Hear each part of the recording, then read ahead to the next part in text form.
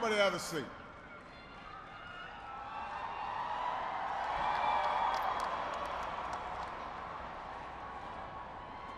My fellow Americans,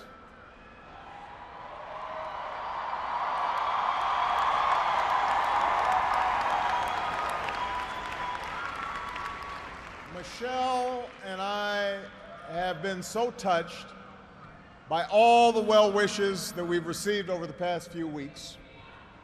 But tonight it's my turn to say thanks. Whether we have seen eye to eye or rarely agreed at all, my conversations with you, the American people, in living rooms and in schools, at farms, on factory floors, at diners, and on distant military outposts. Those conversations are what have kept me honest and kept me inspired and kept me going. And every day I have learned from you. You made me a better president, and you made me a better man.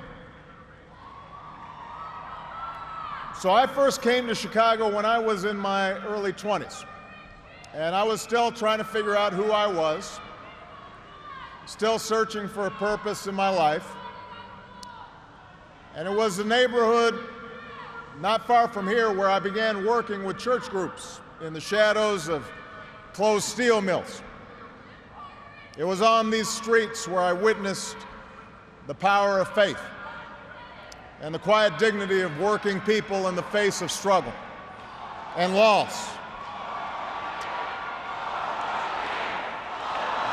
I can't do that.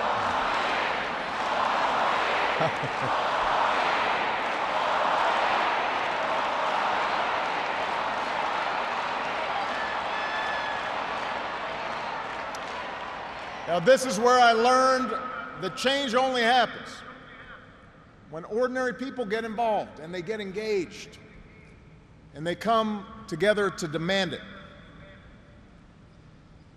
After 8 years as your president, I still believe that. And it's not just my belief. It's the beating heart of our American idea, our bold experiment in self-government. It's the conviction that we are all created equal, endowed by our Creator with certain unalienable rights, among them life, liberty, and the pursuit of happiness. It's the insistence that these rights, while self-evident, have never been self-executing. That we, the people, through the instrument of our democracy, can form a more perfect union. What a radical idea. The great gift that our founders gave to us. The freedom to chase our individual dreams through our sweat and toil and imagination, and the imperative to strive together as well to achieve a common good, a greater good. For 240 years, our nation's call to citizenship has given work and purpose to each new generation. It's what led patriots to choose republic over tyranny, pioneers to trek west, slaves to brave that makeshift railroad to freedom. It's what pulled immigrants and refugees across oceans and the Rio Grande. It's what pushed women to reach for the ballot. It's what powered workers to organize. It's why GIs gave their lives at Omaha Beach, in Iwo Jima, Iraq, and Afghanistan. And why men and women from Selma to Stonewall were prepared to give theirs as well. So that's what we mean when we say America's exceptional. Not that our nation's been flawless from the start, but that we have shown the capacity to change and make life better for those who follow. Yes, our progress has been uneven. The work of democracy has always been hard. It's always been contentious. Sometimes it's been bloody. For every 2 steps forward, it often feels we take 1 step back. But the long sweep of America has been defined by forward motion, a constant widening of our founding creed to embrace all, and not just some.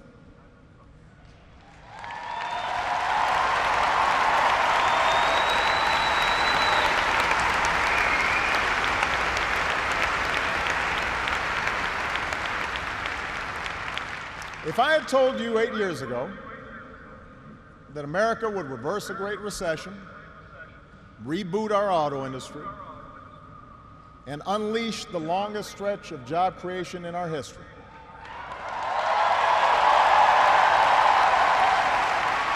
if I had told you that we would open up a new chapter with the Cuban people, shut down Iran's nuclear weapons program without firing a shot, take out the mastermind of 9/11. If I had told you that we would win marriage equality and secure the right to health insurance for another 20 million of our fellow citizens,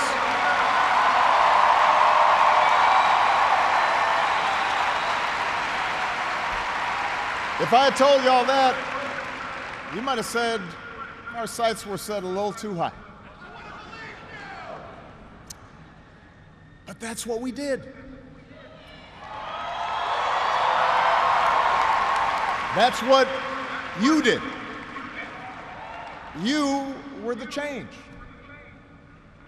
You answered people's hopes, and because of you, by almost every measure, America is a better, stronger place than it was when we started.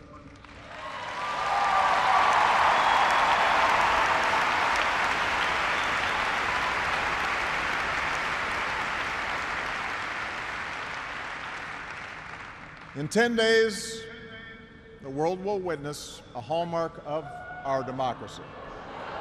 No. The peaceful transfer of power from one freely elected president to the next.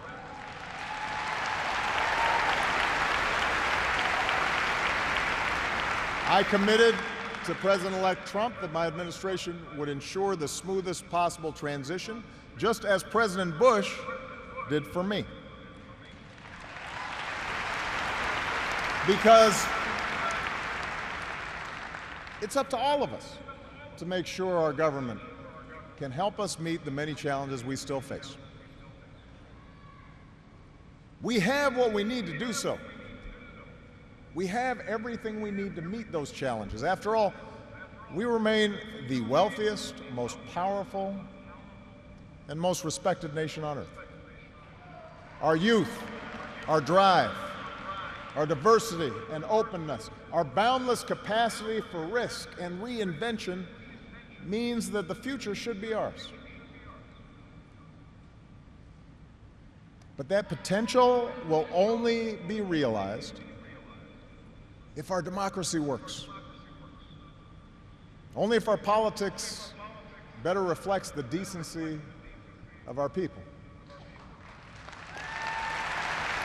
Only if all of us, regardless of party affiliation or particular interests, help restore the sense of common purpose that we so badly need right now. And that's what I want to focus on tonight, the state of our democracy. Understand, democracy does not require uniformity. Our founders argued, they quarreled, eventually they compromised. They expected us to do the same. But they knew that democracy does require a basic sense of solidarity. The idea that for all our outward differences, we're all in this together, that we rise or fall as one.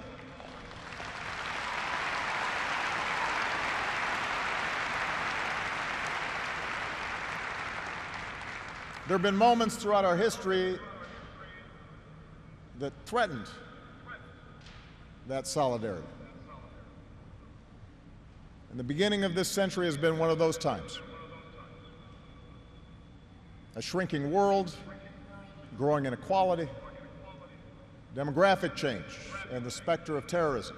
These forces haven't just tested our security and our prosperity, but are testing our democracy as well.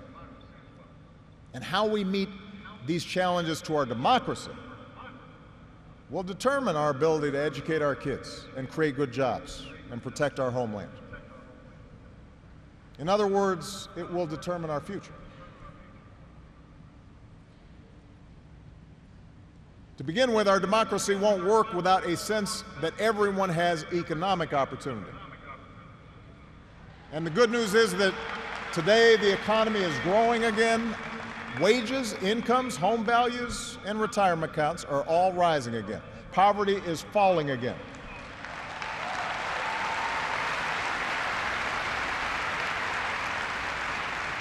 The wealthy are paying a fair share of taxes, even as the stock market shatters records.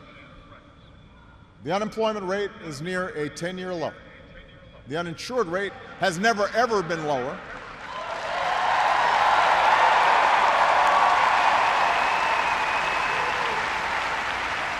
Healthcare costs are rising at the slowest rate in 50 years.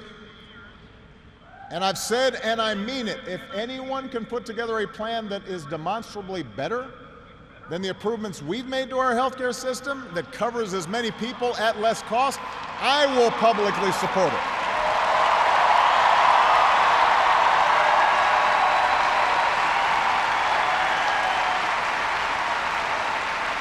Because that, after all,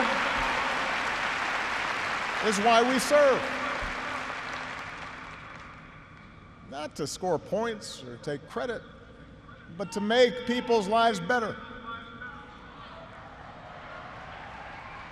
But for all the real progress that we've made, we know it's not enough. Our economy doesn't work as well or grow as fast when a few prosper at the expense of a growing middle class and ladders for folks who want to get into the middle class. That's the economic argument, but stark inequality is also corrosive to our democratic idea. While the top 1% has amassed a bigger share of wealth and income, too many of our families in inner cities and in rural counties have been left behind. The laid-off factory worker, the waitress or healthcare worker who's just barely getting by and struggling to pay the bills, convinced that the game is fixed against them, that their government only serves the interests of the powerful. That's a recipe for more cynicism and polarization in our politics. Now, there are no quick fixes to this long-term trend. I agree, our trade should be fair and not just free. But the next wave of economic dislocations won't come from overseas. It will come from the relentless pace of automation that makes a lot of good middle-class jobs obsolete. And so we're going to have to forge a new social compact to guarantee all our kids the education they need, to give workers the power to unionize for better wages, to update the social safety net to reflect the way we live now, and make more reforms to the tax code so corporations and individuals who reap the most from this new economy don't avoid their obligations to the country that's made their very success possible.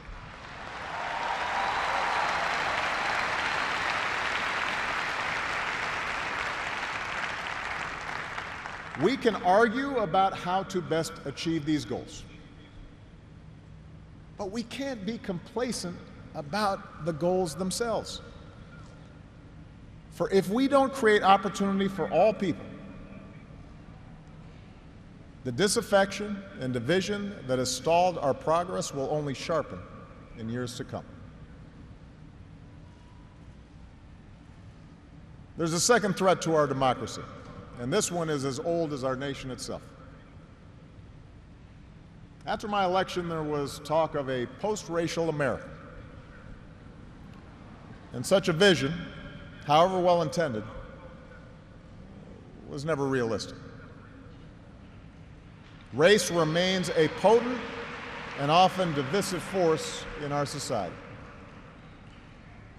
Now, I've lived long enough to know that race relations are better than they were 10 or 20 or 30 years ago, no matter what some folks say.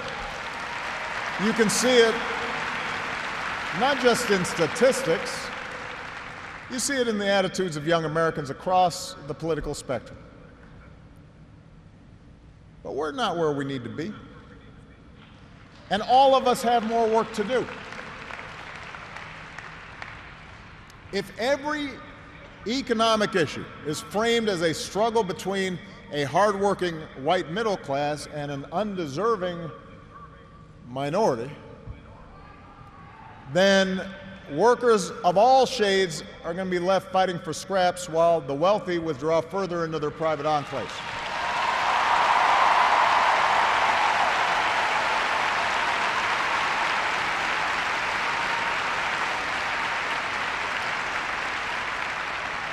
If we're unwilling to invest in the children of immigrants just because they don't look like us, we will diminish the prospects of our own children, because those brown kids will represent a larger and larger share of America's workforce.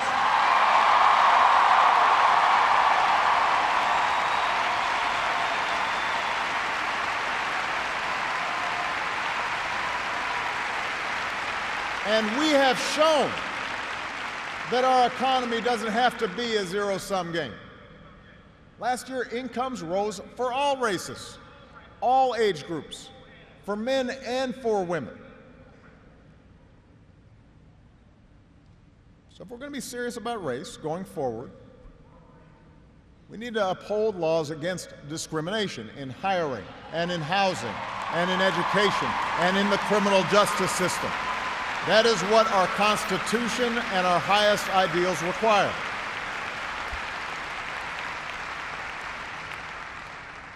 But laws alone won't be enough. Hearts must change. They won't change overnight. Social attitudes oftentimes take generations to change. But if our democracy is to work the way it should in this increasingly diverse nation, then each one of us need to try to heed the advice of a great character in American fiction, Atticus Finch, who said, "You never really understand a person until you consider things from his point of view, until you climb into his skin and walk around in it." For blacks and other minority groups, that means tying our own very real struggles for justice to the challenges that a lot of people in this country face.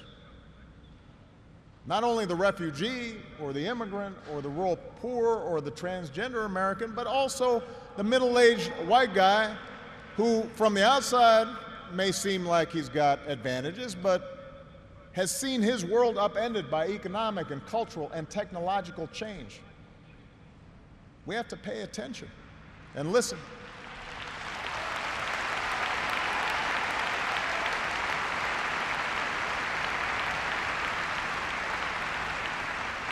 For white Americans, it means acknowledging that the effects of slavery and Jim Crow didn't suddenly vanish in the 60s.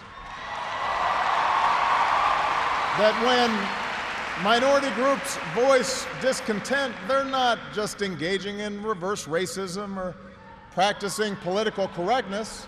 When they wage peaceful protest, they're not demanding special treatment, but the equal treatment that our founders promised.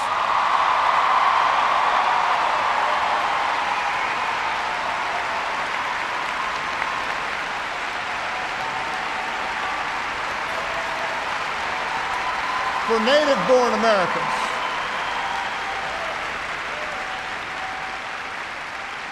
native-born Americans, It means reminding ourselves that the stereotypes about immigrants today were said almost word for word about the Irish and Italians and Poles, who it was said were going to destroy the fundamental character of America.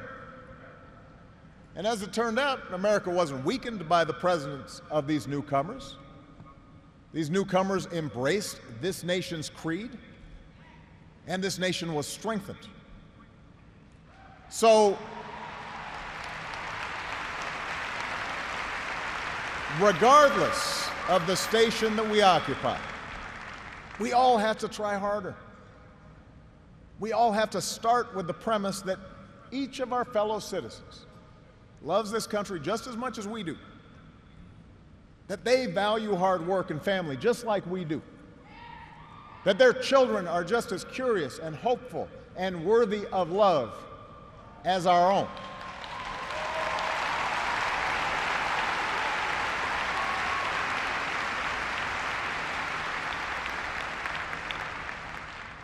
And that's not easy to do. For too many of us, it's become safer to retreat into our own bubbles, whether in our neighborhoods or on college campuses or places of worship, or especially our social media feeds. Surrounded by people who look like us and share the same political outlook and never challenge our assumptions. And the rise of naked partisanship and increasing economic and regional stratification, the splintering of our media into a channel for every taste, all this makes this great sorting seem natural, even inevitable. And increasingly, we become so secure in our bubbles that we start accepting only information, whether it's true or not, that fits our opinions, instead of basing our opinions on the evidence that is out there.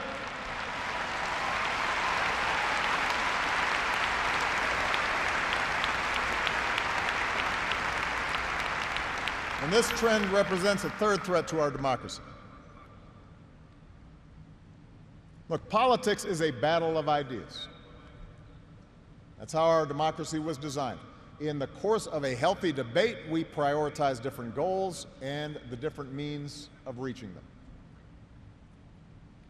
But without some common baseline of facts, without a willingness to admit new information and concede that your opponent might be making a fair point and that science and reason matter, then we're going to keep talking past each other and we'll make common ground and compromise impossible.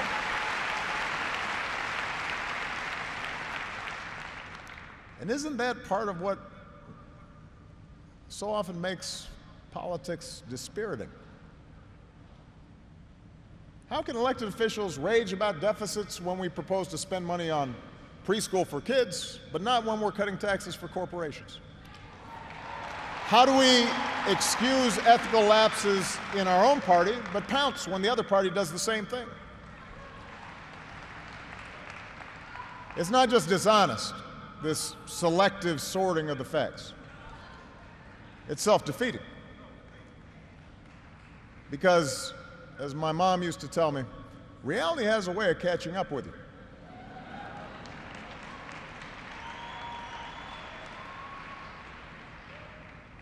Take the challenge of climate change. In just 8 years, we've halved our dependence on foreign oil. We've doubled our renewable energy. We've led the world to an agreement that has the promise to save this planet.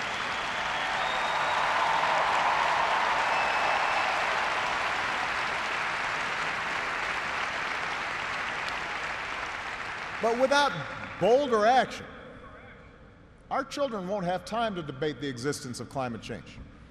They'll be busy dealing with its effects. More environmental disasters, more economic disruptions, waves of climate refugees seeking sanctuary. Now, we can and should argue about the best approach to solve the problem. But to simply deny the problem not only betrays future generations, it betrays the essential spirit of this country, the essential spirit of innovation and practical problem solving that guided our founders.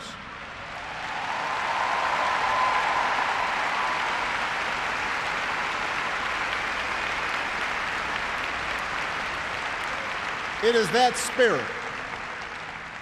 spirit born of the Enlightenment that made us an economic powerhouse.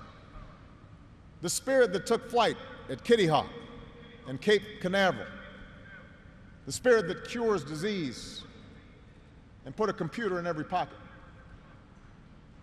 It's that spirit, a faith in reason and enterprise and the primacy of right over might, that allowed us to resist the lure of fascism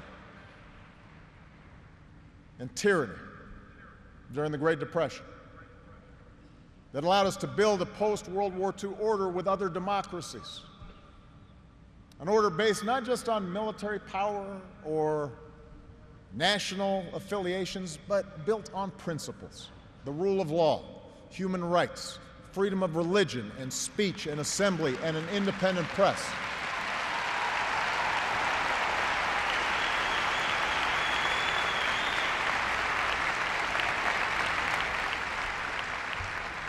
That order is now being challenged.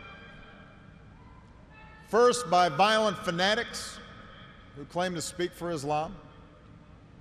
More recently, by autocrats in foreign capitals who see free markets and open democracies and civil society itself as a threat to their power. The peril each poses to our democracy is more far-reaching than a car bomb or a missile. They represent the fear of change, the fear of people who look or speak or pray differently, a contempt for the rule of law that holds leaders accountable, an intolerance of dissent and free thought, a belief that the sword or the gun or the bomb or the propaganda machine is the ultimate arbiter of what's true and what's right.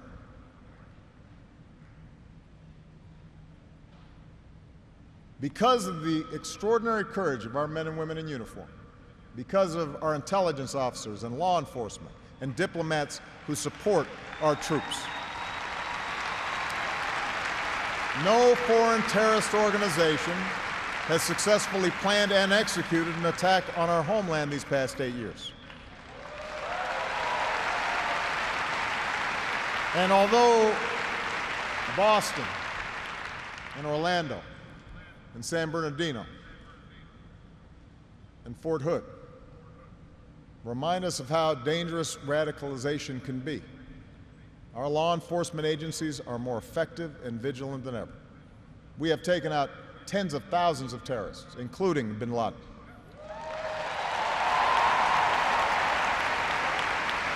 The global coalition we're leading against ISIL has taken out their leaders and taken away about half their territory. ISIL will be destroyed, and no one who threatens America will ever be safe. And to all who serve or have served, it has been the honor of my lifetime to be your commander-in-chief. And we all owe you a deep debt of gratitude.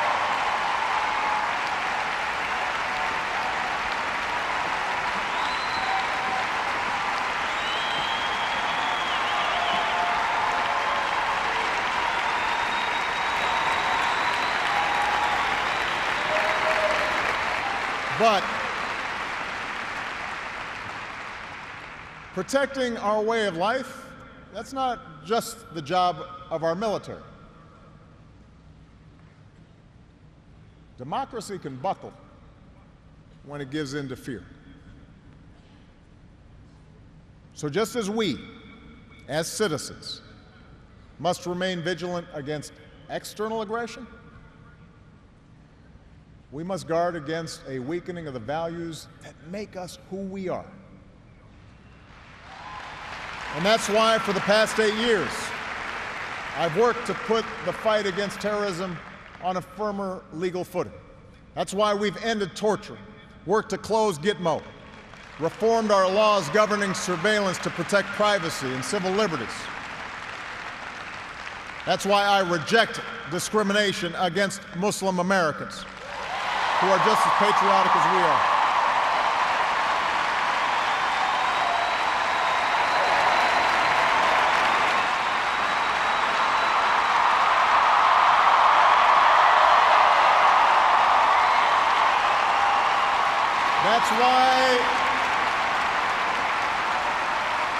That's why we cannot withdraw. That's why we cannot withdraw from big global fights to expand democracy and human rights and women's rights and LGBT rights. No matter how imperfect our efforts, no matter how expedient ignoring such values may seem, that's part of defending America. For the fight against extremism and intolerance and sectarianism and chauvinism are of a piece with the fight against authoritarianism and nationalist aggression. If the scope of freedom and respect for the rule of law shrinks around the world, the likelihood of war within and between nations increases, and our own freedoms will eventually be threatened. So let's be vigilant but not afraid. ISIL will try to kill innocent people, but they cannot defeat America unless we betray our Constitution and our principles in the fight.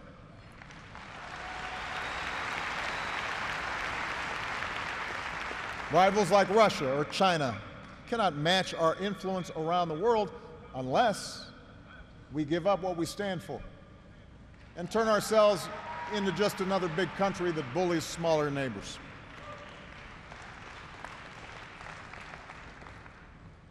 Which brings me to my final point.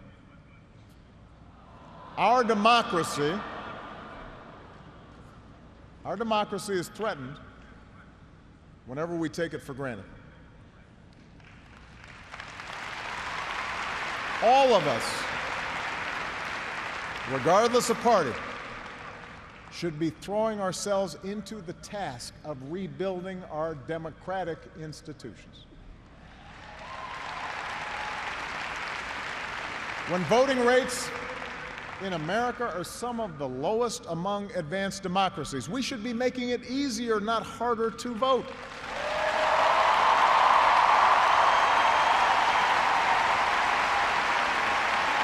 When trust in our institutions is low, we should reduce the corrosive influence of money in our politics and insist on the principles of transparency and ethics in public service. When Congress is dysfunctional, we should draw our congressional districts to encourage politicians to cater to common sense and not rigid extremes.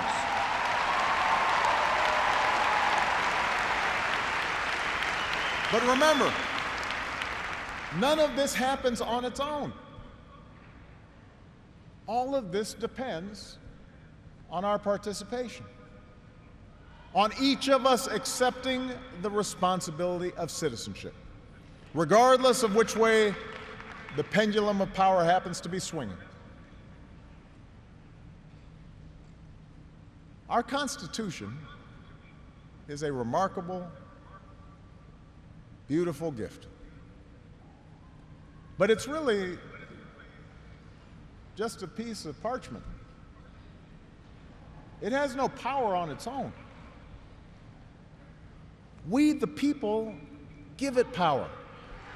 We, the people, give it meaning with our participation and with the choices that we make and the alliances that we forge, whether or not we stand up for our freedoms, whether or not we respect and enforce the rule of law. That's up to us. America's no fragile thing, but the gains of our long journey to freedom are not assured.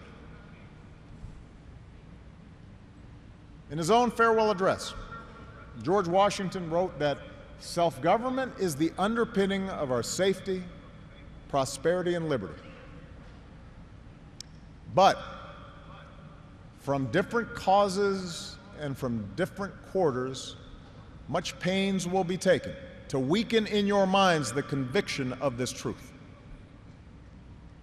And so we have to preserve this truth with jealous anxiety that we should reject the first dawning of every attempt to alienate any portion of our country from the rest, or to enfeeble the sacred ties that make us one.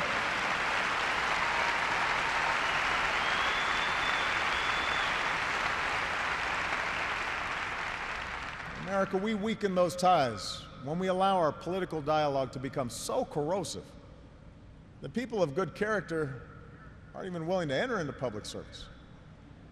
So coarse with rancor that Americans with whom we disagree are seen not just as misguided, but as malevolent. We weaken those ties when we define some of us as more American than others, when we write off the whole system as inevitably corrupt,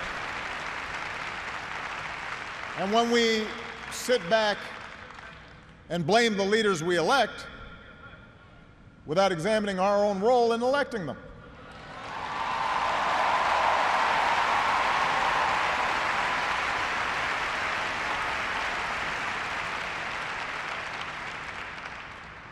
It falls to each of us to be those anxious, jealous guardians of our democracy, to embrace the joyous task we've been given to continually try to improve this great nation of ours.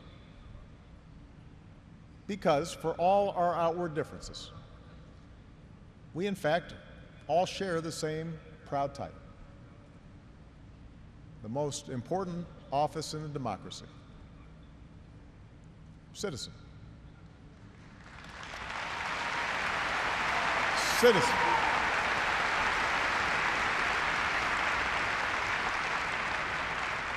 So you see, that's what our democracy demands.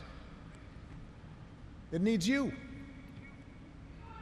Not just when there's an election, not just when your own narrow interest is at stake, but over the full span of a lifetime.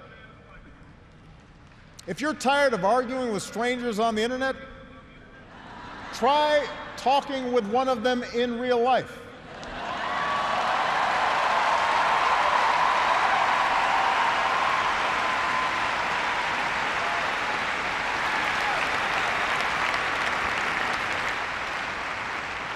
If something needs fixing, then lace up your shoes and do some organizing.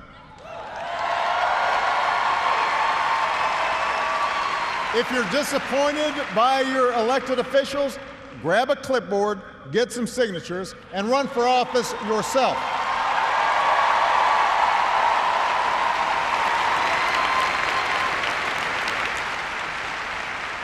Show up. Dive in. Stay at it. Sometimes you'll win. Sometimes you'll lose. Presuming a reservoir of goodness in other people, that can be a risk.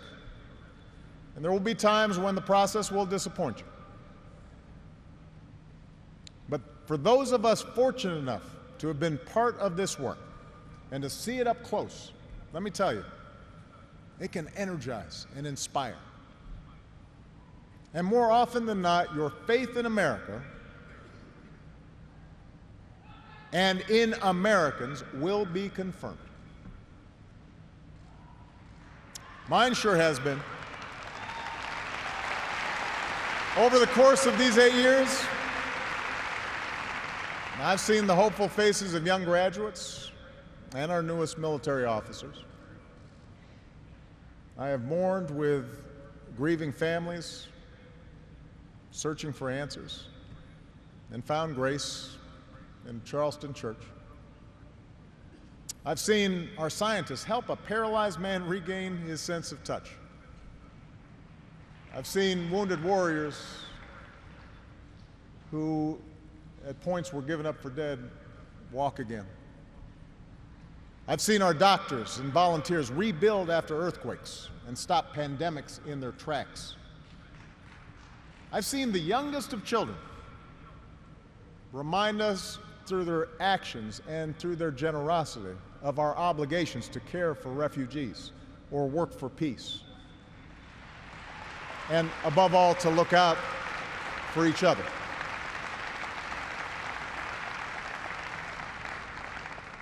So that faith that I placed all those years ago, not far from here, in the power of ordinary Americans to bring about change,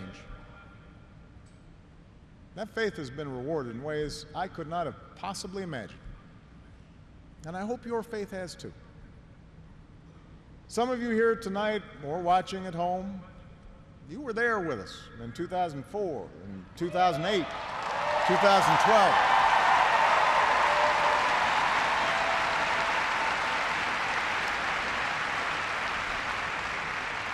Maybe you still can't believe we pulled this whole thing off.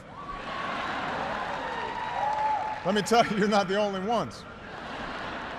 Michelle,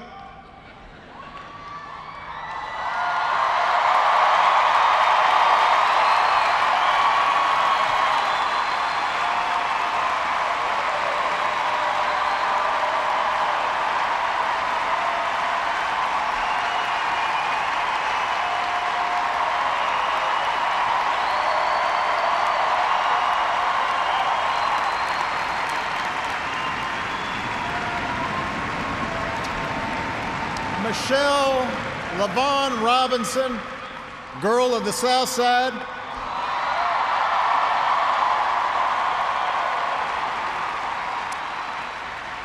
For the past 25 years, you have not only been my wife and mother of my children, you have been my best friend.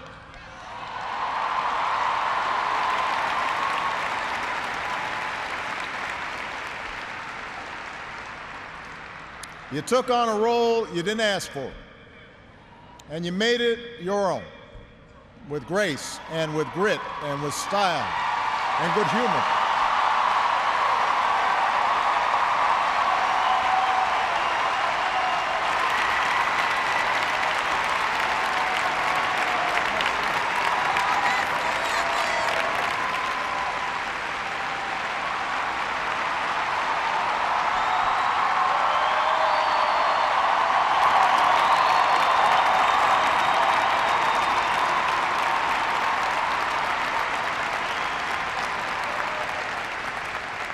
You made the White House a place that belongs to everybody. And a new generation sets its sights higher because it has you as a role model. So you have made me proud, and you have made the country proud.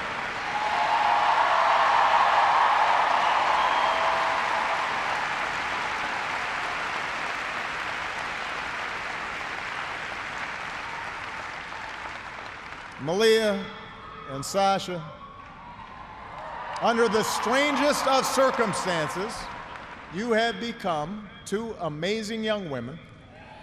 You are smart and you are beautiful, but more importantly, you are kind and you are thoughtful and you are full of passion. And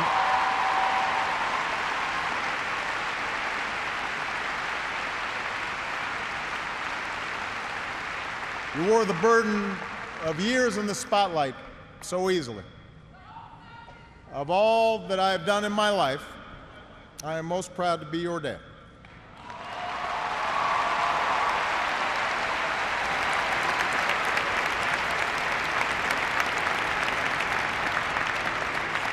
To Joe Biden,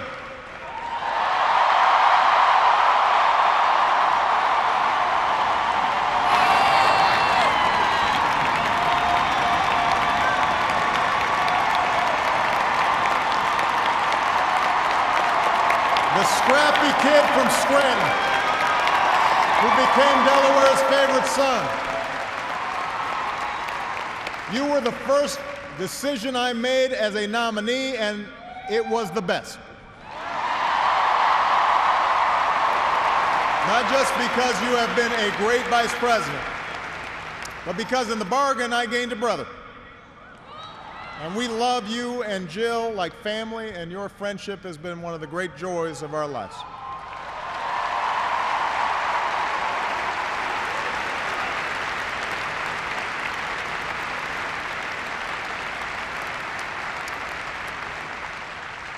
To my remarkable staff, for 8 years, and for some of you a whole lot more, I have drawn from your energy, and every day I try to reflect back what you displayed: heart and character and idealism. I've watched you grow up, get married, have kids, start incredible new journeys of your own. Even when times got tough and frustrating, you never let Washington get the better of you. You guarded against cynicism. And the only thing that makes me prouder than all the good that we've done is the thought of all the amazing things that you are going to achieve from here.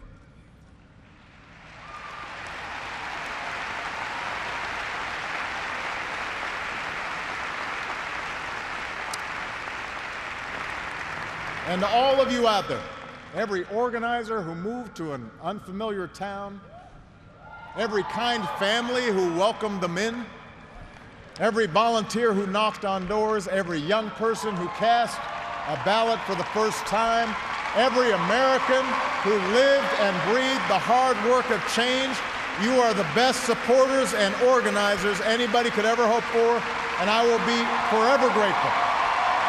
Because you did change the world. You did. And that's why I leave this stage tonight even more optimistic about this country than when we started. Because I know our work has not only helped so many Americans, it has inspired so many Americans, especially so many young people out there, to believe that you can make a difference, to hitch your wagon to something bigger than yourselves. Let me tell you, this generation coming up, unselfish, altruistic, creative, patriotic, I've seen you in every corner of the country. You believe in a fair and just and inclusive America. You know that constant change has been America's hallmark, that it's not something to fear, but something to embrace. You are willing to carry this hard work of democracy forward.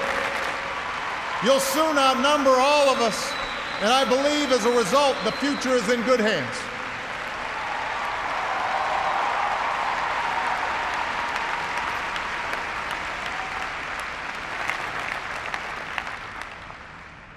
My fellow Americans, it has been the honor of my life to serve you. I won't stop. In fact, I will be right there with you as a citizen for all my remaining days.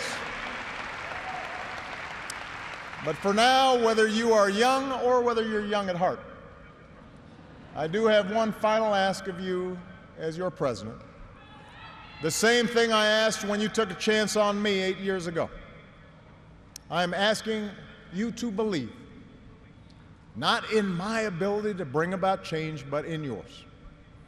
I'm asking you to hold fast to that faith written into our founding documents, that idea whispered by slaves and abolitionists, that spirit sung by immigrants and homesteaders and those who marched for justice, that creed reaffirmed by those who planted flags from foreign battlefields to the surface of the moon. A creed at the core of every American whose story is not yet written. Yes, we can. Yes, we did. Yes, we can. Thank you. God bless you. May God continue to bless the United States of America. Thank you.